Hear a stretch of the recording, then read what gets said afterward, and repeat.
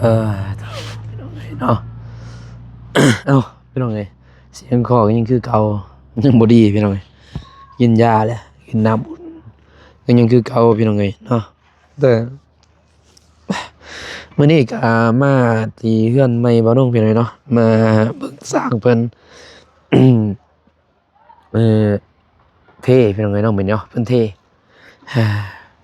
เนาะก่อนมื้อก็กราบทักทายสบายดีสวัสดีเด้อพ่อแม่พี่น้องบัดสุโขสุคนพี่เนาะฝั่งไทยฝั่งลาวกันยินดีต้อนรับเข้าสู่ช่องบ้านน้องคือเก่าคือเดิมบ่แม่นน้องเอ้ยเนาะผิดพลาดประการใดขอโทษขออภัยพี่น้องเสียงบ่ม่วนเสียงบ่ดีก็เพราะว่ามันเจ็บคอแหละพี่น้องเอ้ยเนาะแล้วก็เสียงบ่แฮงอ่ามื้อนี้หลังจากเบาเตียงกลับพี่น้องเอ้ยเนาะบ่าน้องก็เข้ามาเบิ่งเฮือนเบิ่งซ่านก่อนพี่น้องเอ้ยจังก่อนสิลงเมื่อบ้านไปหาทางบอกโกเขาไปก่อนพี่น้องเอ้ยเนาะบอกโกมันเข้าไปทางบ้านน้องน้อยก่อนเลยเนาะบ่าน้องก็แวะมานี่ก่อนเพราะว่าระวิทย์ก็ว่าสิไปนำกันพี่น้องเอ้ยเนาะก็เลยว่าให้เพิ่นลงไปก่อนพี่เนาะบ่าน้องก็สิมานี่แหละให้ก็ครูแล้วก็น้องน้ำหวานมาเยี่ยมยามทั้งสร้างแล้วก็เบิ่งงานแหน่พี่น้องเอ้ยเนาะไปบ่ได้หยังไปเบิ่งกันก่อนซื้อน้ำหมูน้ำหวานมาแล้วก็สร้างคุพี่น้องเอ้ยเนาะเพราะคุเสีย3เสีย3อันพี่น้องเอ้ยเนาะ2เสียโอ้มีโม่ได้เรื่องดอกเนาะคันมีโม่นี่ไว้แน่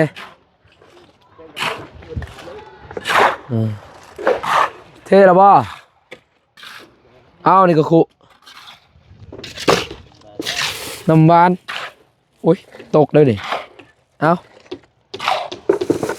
มากตะไดก็เลือกกินเด้อเอาบ่น้ำหวานนี่ตามเพิ่นเว้านี่เพิ่นว่าจะกินเป๊ปซี่เด้สร้างใหญ่มันให้เป๊ปซี่เพิ่นเอาเป๊ปซี่บ่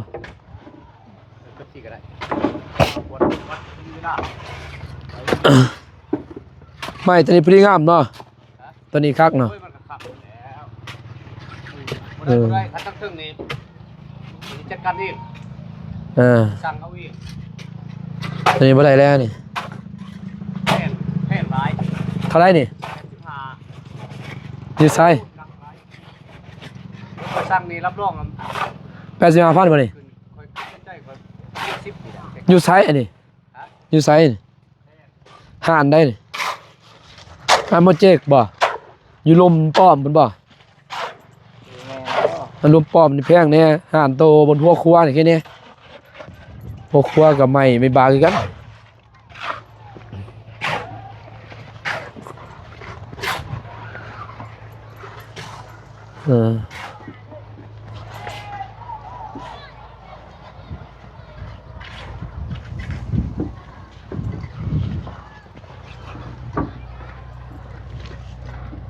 นี่เด้อ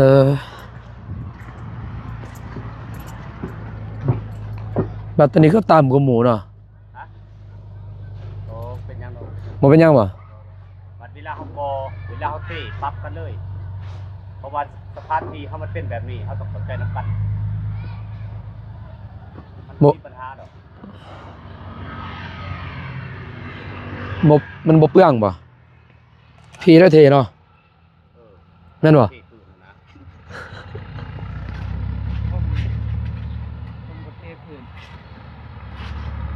เพราะว่าวันนี้มันลบเลยมันเนี่ยเพราะวันนี้ลบเนาะมันสีดิ่งนี่มัน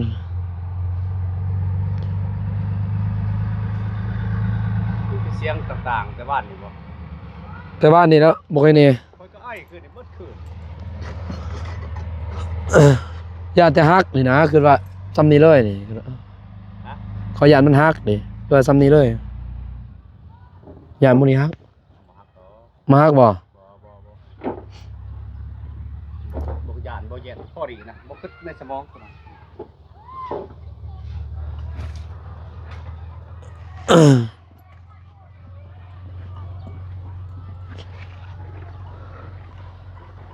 แล้วบ่มื้อนี้บ่เหลือบ่แล้วเนาะแล้วเลยบ่จัก เ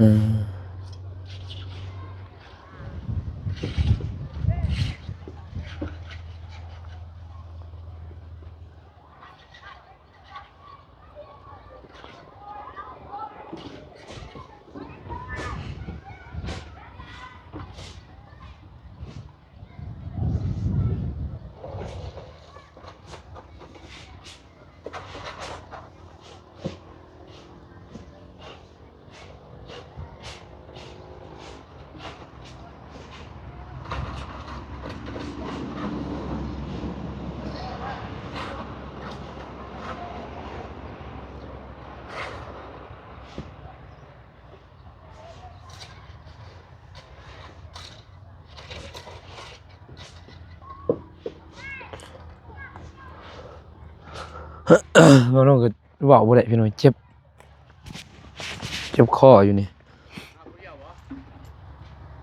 ลงไปก่อนแล้วพุ่นน่ะผมลงไปก่อนแล้วอืม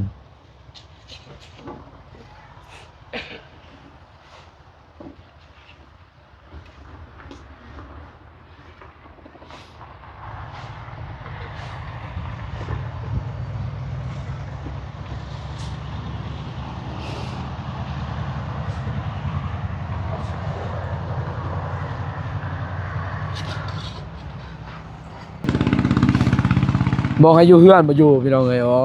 ยพาลูกมะนาวนี่ล่ะบัดนี้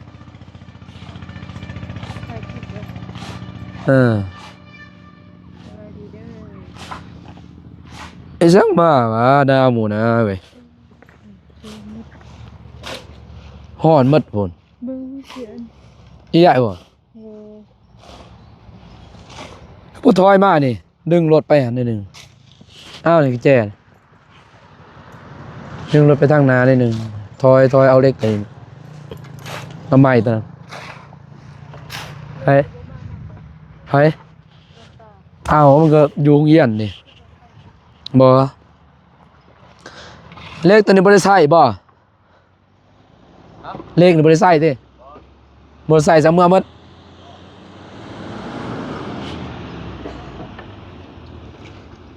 บ่แปลกจะจังยังอยู่ ฮะ เรือบ่ดอกไม้เรือมาบ่คนเรือมาโต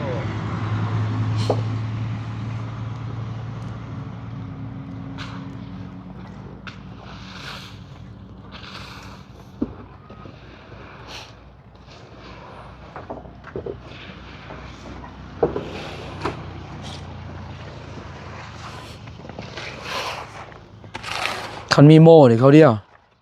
โม่มันมีอยู่โม่ป่าอยู่พุ่น ลูกเคยของกระบี่ อืม มันผ่านแบกไปแบกมาคันชั้นถึงบ่บอกดอกมันใส่คุณมันใส่คนร้ายได้ทีละเป็น อืม อันนี้เขาปล่อยกันไปเพิ่งบอกจะเอาเดี๋ยวดีแล้วเว้ยเห็นเงินผมต้องเลี้ยวตัวคนนะตัวบนเขาเห็ดอยู่ตรงนั้นบอกใช้มันเอามาไว้ อืม สบายเลี้ยวตัวมันยังนุ่งเขาขึ้นไปนอนยำแรงนะ อืม ทางวิ่งครับอ่ะไปของพื้น แม่นแหละ แรกไปนอนเขาของเขาเอง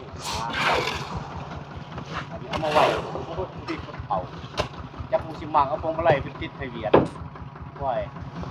ได้จะ มีคนเผาอีหลีแหละ 10 โล20 โลมันก็ได้เลยดิ อันตรายเด้ แสนได้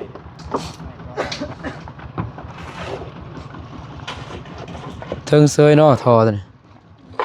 เอาไว้จ้ะย่างแต่ไฟพี่น้องเอ้ยเว้าแต่เบิ่นแล้วซองเทศถึงบ่เห็นหน้า โคตรดีเลยไปเลยเหรอ เขาว่าคันว่าหมดเดือนนี้เขาบ่เอาค่อยว่า ขอใส่มันว่าบ่เทิงดอกมันบ่ทันได้กรุงเตอร์นะ ไหลโอ้มันขโมยดอกตัดดอก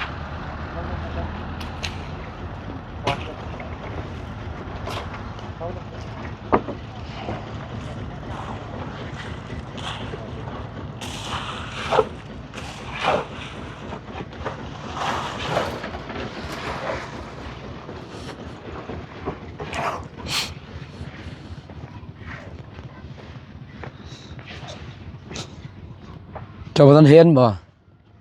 ตอนหมู่เจ้าน้ำบ่เห็นเด้เนาะประมาณนี้แม่ว่าเฮ็ดพักเป็นสิเฮ็ดจักเทื่อเพิ่นขุดเสีย กินเฟอกินเขามาบ่ถือหอดเขาเจาะหน้าพี่น้องกาแฟแม่ตากไว้ดอกแล้วก็ซีๆพี่น้องตากไว้ตากก็บ่เตะก็บ่ได้เลยต้องได้เตะนำพี่น้องกาแฟนี่บ่คือกาแฟเอวนะ พี่อิวเขายังขึ้นไปเหยียบเลยFC ว่าบ่ตูนคือเหยียบเลยกาแฟอิวเหยียบได้พี่น้องเนาะพอเหยียบคือนี่เขาก็ไปเหยียบคือกันเหยียบให้มันเชิญว่าให้มันแห้งอะนะเอาตากแต่อยู่ในบริษัทก็สิเอารถเหยียบเอารถเกรดเอาขึ้นใส่รถเกรด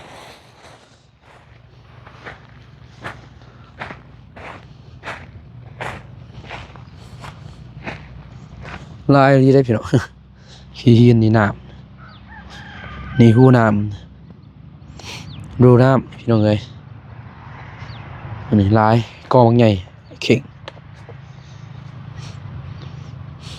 ทั้งเจาะน้ำหนองสลีบ่ได้สำนีสำนี่พี่น้องเอ้ย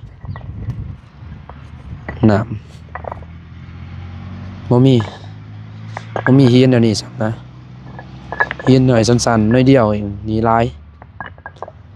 หินลายหนองสลีหินบ่ลายมีแต่ทราย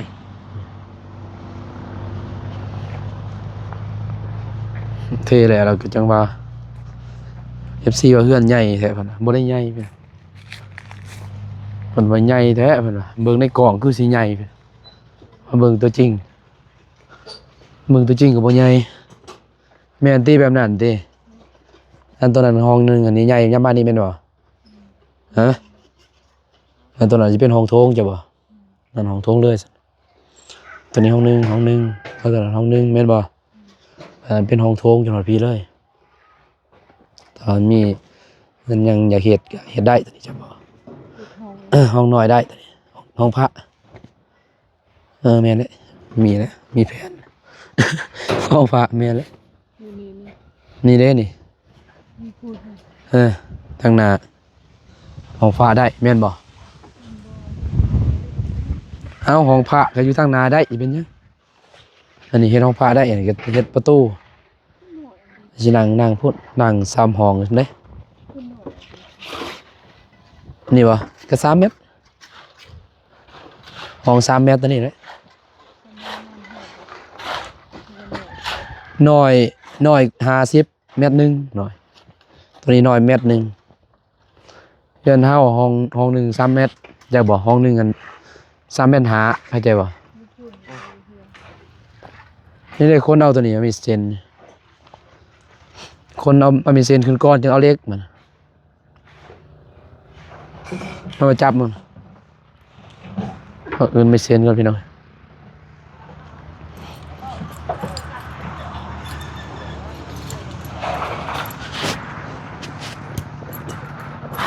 ตะปูเนี่ยตีออกบาดได้เอาขอนมาตอกออกตอกบุ่มไว้บ่ไหวหรอไปเลย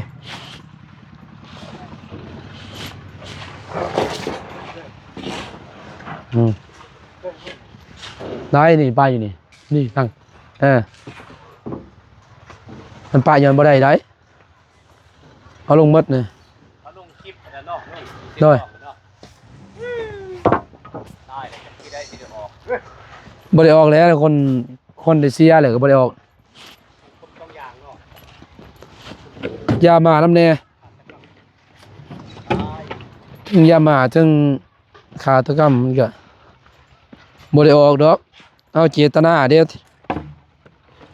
กันต่างประเทศนี่อยู่เกาหลีอยู่นั่นประหารเด้ประจัดว่าต้องพูดเลยเด้ต่างประเทศนี่เขาประหารนั่นมันบ่ล้นอ่านได้เนาะเล็กตะปูเด้ใส่ขอนเอาขอนนั่นก็มาตอก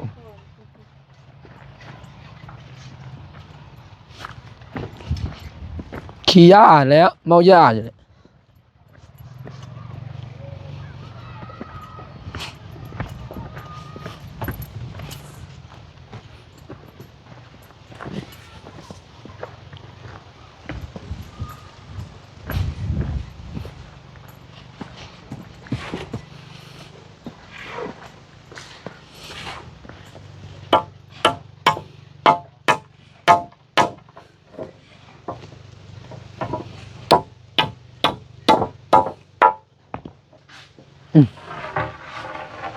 เมื่อไว้พี่น้อง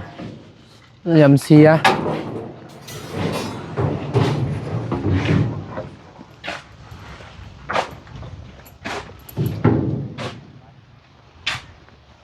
เพราะว่าเฮาเสียดยังดนแน่ดิเท่แล้วสิเฮ็ดยังดนยังปรึกษาหารือก่อนบ่มีเงินนะบัดนี้ เงินหมดปรึกษาหารือว่าสิเฮ็ดจังไดต่อพี่น้องเนาะสิเฮ็ดหรือว่าสิจบสิพอส่ำนี้ครับ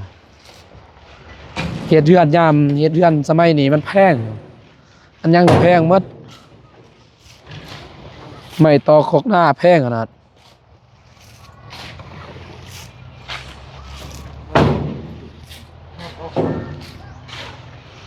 หึ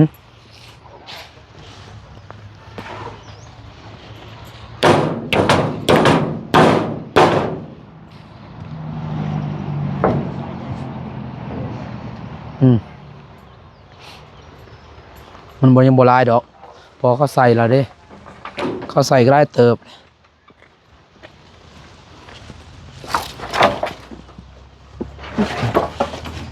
ว่าสิไปลงเมื่อพุ่นยันไปลงพี่หน่อยมันค่ำมันบอกโกลงก่อนซะจะได้จดบอกเพิ่นลงไปแล้วบอกโกแต่บางลงมันค่ำแห้งยันบ่ได้ไปนอนยามหนาวนี่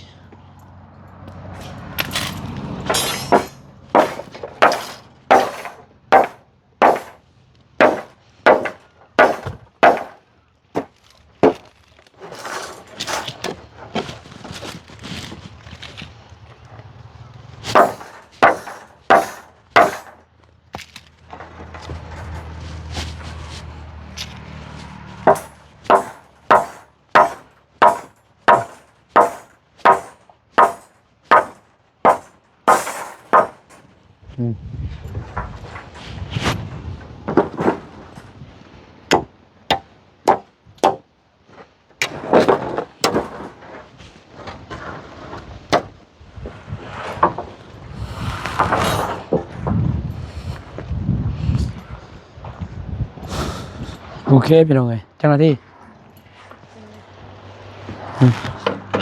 สบายก่อนไปแล้วก็สิเมื่อพี่น้องเอ้ยเนาะบางทีสิลงไปถึงจักโมงมั้ง2 โมงทันอยู่วันนี้ยังลง3 โมง4 โมงเลยลงค่ำก็ลงเลยจะลงทางนี้เอา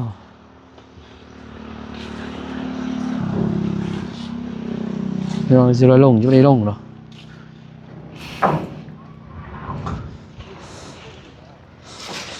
มีชนะโบโก้แหละบ่ลงมีตำอื่นสิลงไปวันนี้มันบ่ทันแหละเด่นแล้วก็สิกลับ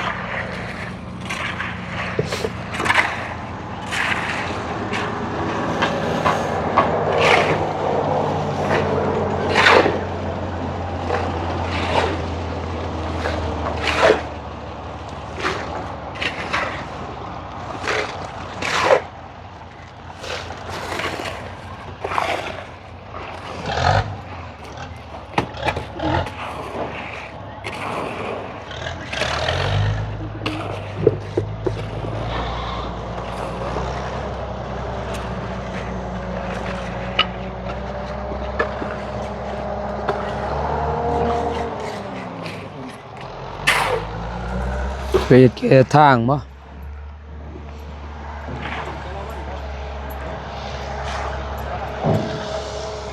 แปะเสียแปะจักดิ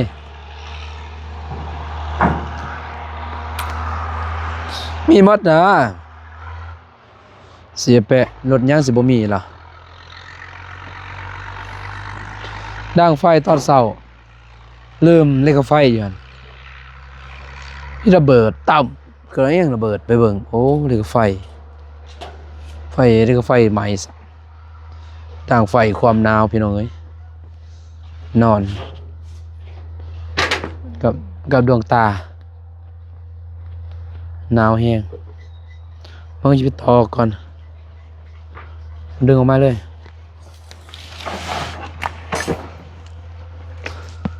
ต่อมันบ่นั่น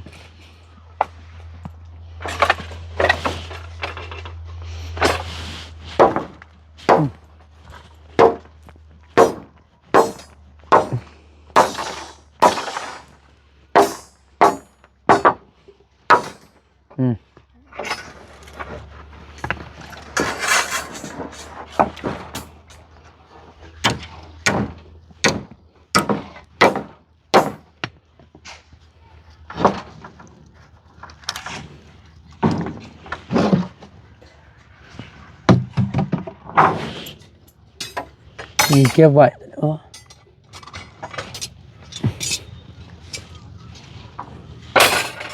ใส่ได้หมดเลยยังคานถึง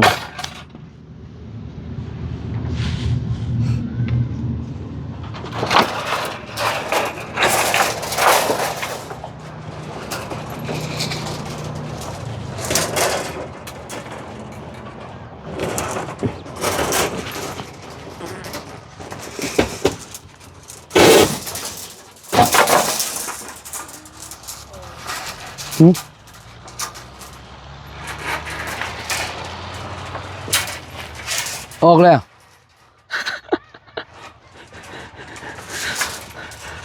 สำเร็จตัวนี้ก็ยิ่งออกก็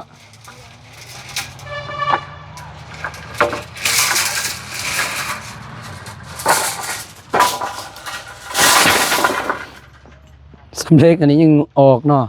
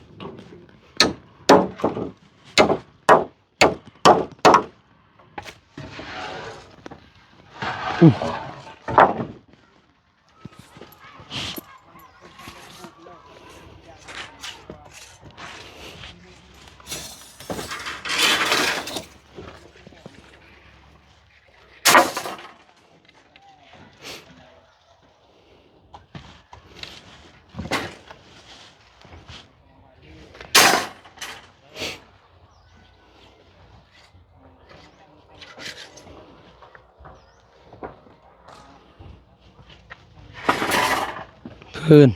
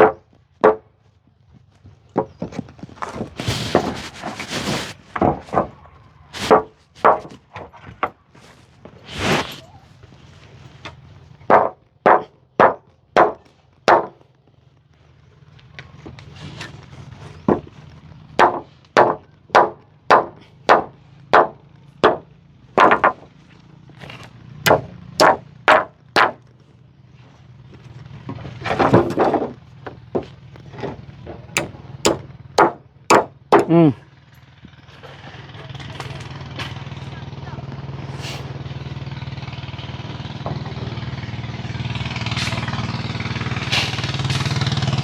อืมโอเคพี่น้องเอ้ยไปก่อน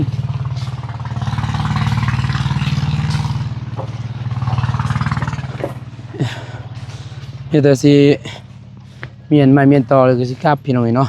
เบิ่งก่อนถ้าบ่ค้ำก็สิฮอดจะค้ำพี่น้องไปเฮือนน้องน้อยถ้าค้ำก็มีแต่มื้ออื่นพี่น้องเอ้ยเนาะโอเคคลิปนี้บ่าวน้องก็ขอขอบใจขอบคุณทางผู้ใหญ่ใจบุญทุกท่านที่เข้ามาติดตามรับชมพี่น้องคลิปบ่าวน้องแต่ตอนจบคลิปพ่อแม่พี่น้องเอ้ยเนาะมาเฮือนบ่าวน้องสิไปฮอดไสพี่น้อง ก็รอลุ้นรอส้มพี่เนาะถ้าบ่าวน้องก็